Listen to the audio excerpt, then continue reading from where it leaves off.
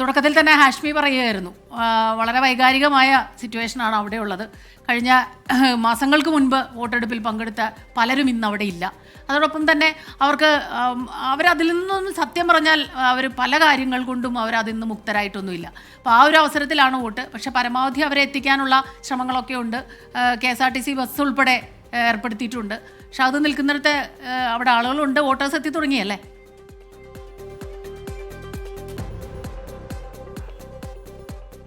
തീർച്ചയായും സ്മിത, നമുക്കറിയാം രാജ്യം ഉറ്റുനോക്കുന്ന ഒരു തെരഞ്ഞെടുപ്പാണ് വയനാട്ടിലേത്. കാരണം പ്രിയങ്ക ഗാന്ധി ഇവിടെ മത്സരിക്കുന്നു എന്നുള്ളത് കൊണ്ട് തന്നെ അത്രയധികം പ്രാധാന്യം ഇവിടുത്തെ തെരഞ്ഞെടുപ്പിനുണ്ട്. അതിനൊക്കെ അപ്പുറത്ത് ഞാൻ നിൽക്കുന്ന ഈ ബൂത്തുകൾ എന്ന് പറയുന്നത് ചൂരൽമല മേഖലയിലുള്ള ബൂത്തുകളാണ്. ഇവിടെ 2 ബൂത്തുകളാണ് ക്രമീകരിച്ചിരിക്കുന്നത്. ചൂരൽമലയിലെയും അതുപോലെ തന്നെ ഈ മുണ്ടക്കയിലും അതുപോലെ തന്നെ അട്ടമല ഉൾപ്പെടെയുള്ള മേഖലകളിലെ ബൂത്തുകളാണ് പ്രധാനമായിട്ടും ഇവിടെ ക്രമീകരിച്ചിരിക്കുന്നത്. അപ്പോൾ വോട്ടർമാരൊക്കെ എത്തി തുടങ്ങിയിട്ടുണ്ട്. കാരണം നമുക്കറിയാം ഇവിടെ കൂടുതലായിട്ടും ഈ എസ്റ്റേറ്റിലൊക്കെ ജോലി ചെയ്യുന്ന ആളുകളാണ്. അപ്പോൾ അവർക്ക് രാവിലെ തന്നെ വോട്ട് ചെയ്ത് അവർക്ക് യഥാസ്ഥാനങ്ങളിലേക്ക് അവരുടെ ജോലികളിലേക്ക് പ്രവേശിക്കാൻ കഴിയും. അപ്പോൾ അതുകൊണ്ട് തന്നെ രാവിലെ തന്നെ ആളുകൾ വന്നു തുടങ്ങിയിട്ടുണ്ട് എന്നുള്ളതാണ്. നമുക്ക് വോട്ടർമാരോട് തന്നെ ചോദിക്കാം. ഏതായിരുന്നു വാർഡായിരുന്നു? 12 വാർഡ്.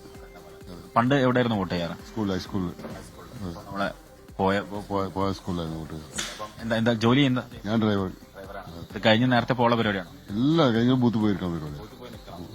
അതുകൊണ്ടാണ്. എന്താ നേരത്തെ വന്ന് വോട്ട് ചെയ്ത് പോകാനുള്ള പരിപാടിയാണോ അതോ ബൂത്ത് പോയി നിൽക്കാനുള്ള പരിപാടിയാണോ? നമ്മള് നേരത്തെ ചെയ്ത് പോകാൻ വെച്ചിട്ട്.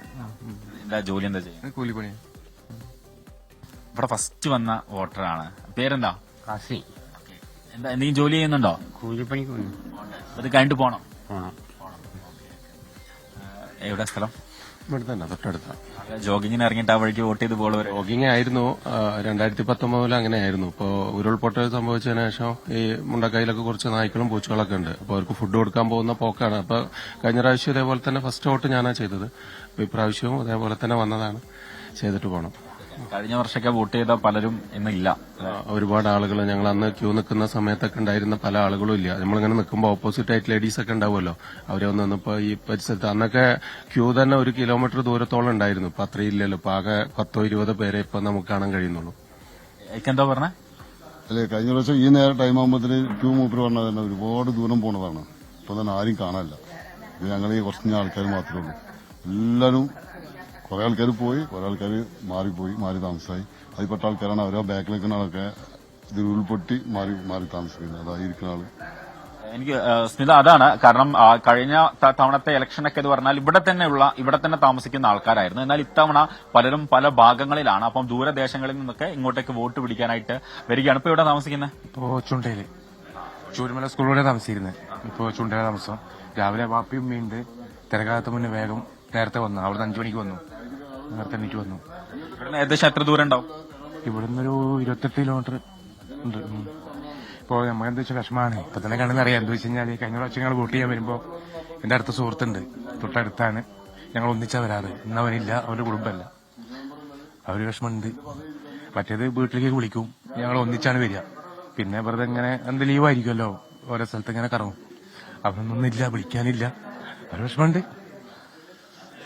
അതാണ് സ്മിത റീജിത്ത്. കാരണം ഇവിടുത്തെ തെരഞ്ഞെടുപ്പ് എന്ന് പറയുന്നത് കുറെ കൂടി വൈകാരികമാണ്. കാരണം അവർ പറഞ്ഞതുപോലെ തന്നെ ഒന്ന് പല ദേശങ്ങളിൽ നിന്ന് പല ഭാഗങ്ങളിൽ നിന്നായിട്ട് ഇങ്ങോട്ടേക്ക് തെരഞ്ഞെടുപ്പിനായിട്ട് വരികയാണ്, അല്ലെങ്കിൽ വോട്ട് ചെയ്യാനായിട്ട് വരികയാണ്. അതോടൊപ്പം തന്നെ കഴിഞ്ഞ തവണ തെരഞ്ഞെടുപ്പിൽ സജീവമായിട്ട് നിന്നിരുന്ന ഒരു ബൂത്ത് നമ്മൾ ഇന്നലെയൊക്കെ വാർത്ത സംപ്രേഷണം ചെയ്യുന്ന ഘട്ടത്തിൽ ഇവിടുത്തെ ആളുകൾ പറയുന്നുണ്ടായിരുന്നു. കാരണം കൊട്ടിക്കലാശമൊക്കെ അതിവിപുലമായിട്ട് ആഘോഷിക്കുന്ന ഒരു ഇടമായിരുന്നു. പക്ഷേ ഇത്തവണ അത്തരത്തിൽ കൊട്ടിക്കലാശമോ ആളോ ബഹങ്ങളോ ഒന്നും തന്നെ ഉണ്ടായിരുന്നില്ല. അതോടൊപ്പം തന്നെ ഇപ്പോൾ ഈ ക്യൂ സാധാരണഗതിയിൽ വലിയ രീതിയിലുള്ള ക്യൂ ഉണ്ടാകാറുണ്ട്. കാരണം ഇന്ന് മോക്ക് പോളിംഗ് ഏകദേശം ഒരു 5:30 മണിയോടുകൂടി ആരംഭിച്ചിട്ടുണ്ടായിരുന്നു. ആ ഘട്ടത്തിൽ തന്നെ ഇവിടെ ഈ പോളിംഗ് ഓഫീസിലുണ്ടായിരുന്ന ആളുകളൊക്കെ പറയുന്നുണ്ടായിരുന്നു നമ്മളോട്. കാരണം സാധാരണഗതിയിൽ ഈ സമയമാകുമ്പോഴത്തേക്ക് വലിയ രീതിയിലുള്ള ക്യൂ ഉണ്ടാകാറുള്ളത്. പക്ഷേ എന്നാൽ ഇത്തവണ അങ്ങനെ കാര്യമായിട്ട് ക്യൂ ഒന്നും നമുക്കിവിടെ വലിയ രീതിയിൽ കാണാനില്ല. കാരണം ഒരു പക്ഷേ ഇവിടെ മുൻപുണ്ടായിരുന്ന അല്ലെങ്കിൽ ഇവിടെ മുമ്പ് പ്രവർത്തിച്ചിരുന്ന ആളുകൾക്ക് അത് കുറച്ചുകൂടി കൃത്യമായിട്ട് പറയാൻ സാധിക്കുകയും ചെയ്യും. ഇപ്പൊ എവിടുന്നാ വരുന്നത്? ഇവിടെ തന്നെയാണോ താമസം? ഇവിടുന്ന് മാറിയിട്ടൊന്നുമില്ല. രാവിലെ വോട്ട് ചെയ്ത് വീട്ടിലെ പണികളിൽ സജീവമുള്ള പരിപാടിയാണ്. ചേച്ചി, ക്യാമ്പിലൊക്കെ നമ്മൾ സ്ഥിരമായിട്ട് കാണുന്ന ആൾക്കാരാണ്. ഇപ്പൊ എവിടെ താമസിക്കുന്നത്? ഇപ്പൊ ഞാൻ ഇവിടെ ഇലവയില്. ജോലിക്ക് പോകണോ? ഇന്ന് ജോലിക്ക് പോകണം. ഇപ്പൊ സൂചിപ്പാറ തുറന്നിട്ടുണ്ടല്ലോ, അപ്പൊ ഇന്നാണ് എനിക്ക് അവിടെ തുടങ്ങണേ. അപ്പൊ ഇത് ചെയ്തിട്ട് പോകാന്ന് പറഞ്ഞ് രാവിലെ ഓടി വന്നതാണ്. ശുചിപ്പര എന്നാണോ വീണ്ടും സ്റ്റാർട്ട് ചെയ്യുന്നത്? സ്റ്റാർട്ട് 1-ാം തീയതി ചെയ്തു. അപ്പൊ ഞങ്ങൾക്ക് ഈ 12 പണിയേ ഉള്ളൂ. അപ്പൊ അത് 3 സെക്ഷനായിട്ടാണ് വരുന്നത്. അപ്പൊ ഞങ്ങളുടെ സെക്ഷൻ ഇന്നാണ് തുടങ്ങണത്. അപ്പൊ ഇന്ന് പോണം അങ്ങോട്ട്. ഇത് കഴിഞ്ഞിട്ട് നേരെ അങ്ങോട്ട് പോകും. അങ്ങോട്ട് പോകും. എവിടുന്നാ? ഞങ്ങളിവിടെ സ്കൂൾ റോഡിലായിരുന്നു. ഇപ്പൊ ചുണ്ടേര താമസം. ഇപ്പൊ ഇവിടെ ഇന്നലെ ബന്ധുവീട്ടിൽ ഇവിടെ അടുത്ത് നീലിക്കാപ്പിൽ വന്നതാ. വേഗം ചെയ്തു പോകാൻ പറഞ്ഞിട്ട് അങ്ങനെ ക്രമീകരണം ഏർപ്പെടുത്തിയിട്ടാണ് ഇപ്പം വരുന്നത്. ചുണ്ടേരാണ് ഇപ്പൊ താമസം. വീടൊക്കെ നഷ്ടപ്പെട്ട് ഇരിക്കാൻ പറ്റാത്ത അവസ്ഥയായി. കുടുംബം എല്ലാം മൊത്തം പോയി. ഈ തെരഞ്ഞെടുപ്പ് എത്രത്തോളം പ്രധാനമാണ് വയനാടിനെ സംബന്ധിച്ചിടത്തോളം? ഇത് നല്ലൊരു തെരഞ്ഞെടുപ്പാണെന്നാണ് ഞാൻ വിചാരിക്കുന്നത്. കാരണം പിന്നെ ആൾക്കാരൊക്കെ എല്ലാവരെയും കൊണ്ടുവരണം. ആരും ഇവിടെ ആദ്യം ചെയ്തവരൊന്നും ഇവിടെ ഇല്ലല്ലോ. ചൂരമല മുണ്ടക്കായി ഉള്ളവരാരും ഇവിടെ ഇല്ലല്ലോ. അവരെയൊക്കെ ബസ്സിൽ കൊണ്ടുവരുന്നാ പറയുന്നത്.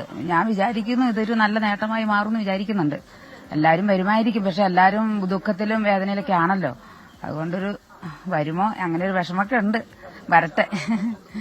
അങ്ങനെയാണ് സ്മിത. കാരണം ഇപ്പം ഈ പറഞ്ഞതുപോലെ തന്നെ ഷഹദ് അവിടെ നിൽക്കുമ്പോൾ തന്നെ നമുക്കറിയാം വല്ലാത്തൊരു ഹൃദയവേദനയോടുകൂടി തന്നെ അവിടെ നിൽക്കാൻ പറ്റുള്ളൂ. അവരുടെ ഓരോരുത്തരുടെയും മുഖത്ത് ഒരു ചെറിയ ചിരി കണ്ടാൽ തന്നെ സാധാരണ സ്മിത നമ്മൾ ഈ തെരഞ്ഞെടുപ്പിന്റെ പ്രചാരണം, അതിന്റെ ആവേശം എന്നൊക്കെ പറയുന്നത് ഒരു ഉത്സവ സ്വഭാവത്തിലുള്ളതാണ്. വലിയ സന്തോഷത്തോടു കൂടി നമ്മൾ കാണുന്ന ഒന്നാണ്. പക്ഷേ ഈ മുണ്ടക്കൈ ചൂരൽമല ഏരിയയിലൊക്കെയുള്ള ആളുകൾ അവരുടെ അവസ്ഥ, അവരുടെ സങ്കടം, അതൊക്കെ അതിനിടയിൽ ഒരു വലിയ വേദനയായി മാറുന്നുണ്ട്. എങ്കിലും വലിയ സങ്കടമാണ്. കാരണം പറഞ്ഞു കേട്ടില്ലേ, എല്ലാ വർഷവും ഒരുമിച്ച് വോട്ട് ചെയ്യാൻ വന്നിരുന്ന കൂട്ടുകാരനില്ല. നമുക്കറിയാലോ നാട്ടുമ്പുറത്തൊക്കെ ആ ദിവസം അവരിങ്ങനെ ആഘോഷിച്ച് നടക്കും കൂട്ടുകാരെല്ലാം. ഒരുപാട് പേരുടെ വീട് പൂർണ്ണമായി തകർന്നു പോയിട്ടുണ്ട്. അതുകൊണ്ട് തന്നെ താമസമൊക്കെ അവിടെ നിന്ന് മാറി മറ്റ് സ്ഥലങ്ങളിൽ താമസിക്കുന്ന ആളുകളുണ്ട്. അവരൊക്കെ ഈ വോട്ടെടുപ്പിന്റെ ദിവസം മറ്റിടങ്ങളിൽ നിന്ന് ഇവിടേക്ക് വരികയാണ്. പിന്നെ അതിൽ ആ ചേച്ചി പറഞ്ഞു കേട്ടില്ലേ, ഇന്നാണ് ഒരു ജോലി അത് തുടങ്ങാൻ പോകുന്നത്. അപ്പോൾ അതായത് ഈ മാസങ്ങൾ കഴിയുമ്പോഴും അവരൊരു സാധാരണ ജീവിതത്തിലേക്ക് ഒന്നും എത്തിയിട്ടില്ല. അവർക്ക് ഈ വേദന അവരിൽ നിന്ന് എന്ന് വിട്ടു പോകുമെന്ന് പോലും നമുക്കറിയില്ല.